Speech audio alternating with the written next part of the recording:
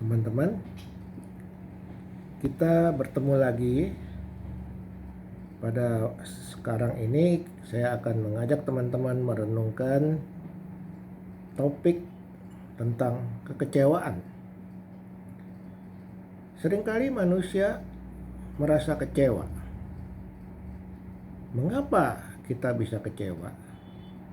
Karena manusia selalu ingin, saya katakan manusia selalu ingin agar keinginannya diikuti oleh orang lain. Bahkan seringkali manusia ingin kehendaknya, keinginannya dituruti juga oleh Tuhan. Maka kalau sampai Tuhan tidak izinkan yang diinginkan, atau ada teman yang tidak sependapat atau tidak mau menuruti keinginan temannya, maka akan timbul rasa kecewa di hati. Inilah yang sering terjadi Bapak Ibu. Karena itu kita harus bisa mawas diri dan merendahkan diri. Ya. Di hadapan Tuhan apalagi. Karena kalau kita memaksakan kehendak kita, kita ingin Tuhan mengikuti kehendak kita dan memerintahkan Tuhan untuk melakukan kehendak kita, berarti kita di atas Tuhan.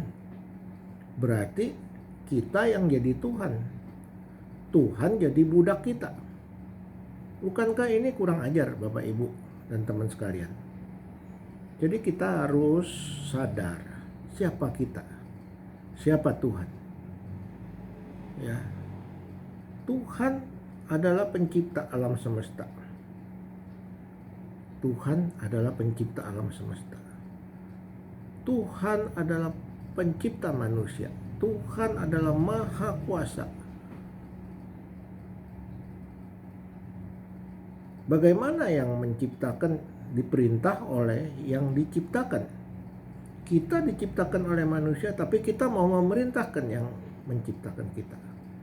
Ini bukan suatu hal yang tidak mungkin. Tapi boleh saya katakan kurang ajar. Saya mau ajak, seringkali Bapak Ibu, kita seringkali mendengar cerita seorang anak muda kaya. Dia mengatakan kepada Tuhan, "Guru, semuanya itu telah kuturuti sejak masa mudaku." Artinya semua perintah Tuhan dan hukum Taurat telah dituruti oleh anak ini. Ya. Tapi Yesus memandang dia dan menaruh kasih kepada dia, lalu berkata, "Hanya satu lagi kekuranganmu," kata Tuhan. "Pergilah, jual apa yang kau miliki dan berikanlah itu kepada orang-orang miskin. Maka engkau akan beroleh harta di surga. Kemudian datanglah kemari dan ikutlah aku." Waktu Tuhan mengatakan agar dia menjual hartanya semuanya dan mengikut Tuhan, dia tidak mau. Dia tidak rela untuk melepaskan hartanya.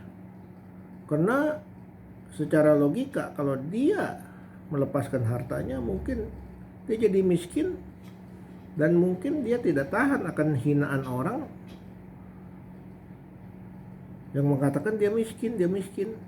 Tapi kalau dia kaya, dia terpelajar, statusnya baik di sosialnya, orang memuji, memuja dia. Nah ini, lalu dikatakan lagi dalam Markus 1 ayat 22 ya. Kita perhatikan, mendengar perkataan itu, maksudnya perkataan Tuhan Yesus, ia menjadi kecewa, lalu pergi dengan sedih sebab banyak hartanya. Nah ini kekecewaan disebabkan dia punya keinginan ikut Tuhan, tapi dia juga punya keinginan tetap menguasai hartanya. Nah, ini yang mengikat seseorang sehingga orang itu jadi jauh dari Tuhan. Tuhan mengatakan kalau kita lebih mementingkan harta atau duniawi atau dunia sekuler, maka kita jadi jauh kepada Tuhan.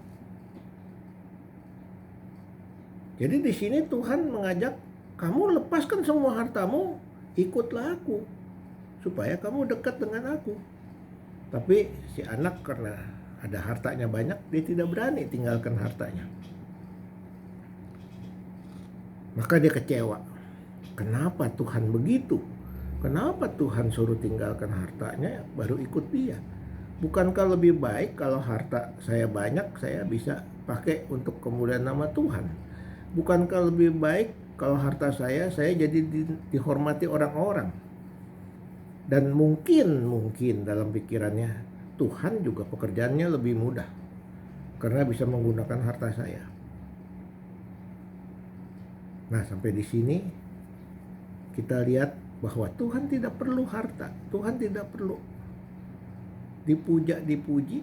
Yang Tuhan mau hati yang taat dan hati yang menyembah Tuhan, sehingga Tuhan ditinggikan dan Tuhan dipermuliakan. Itu saja teman-teman, nanti kita lanjut pada episode berikutnya.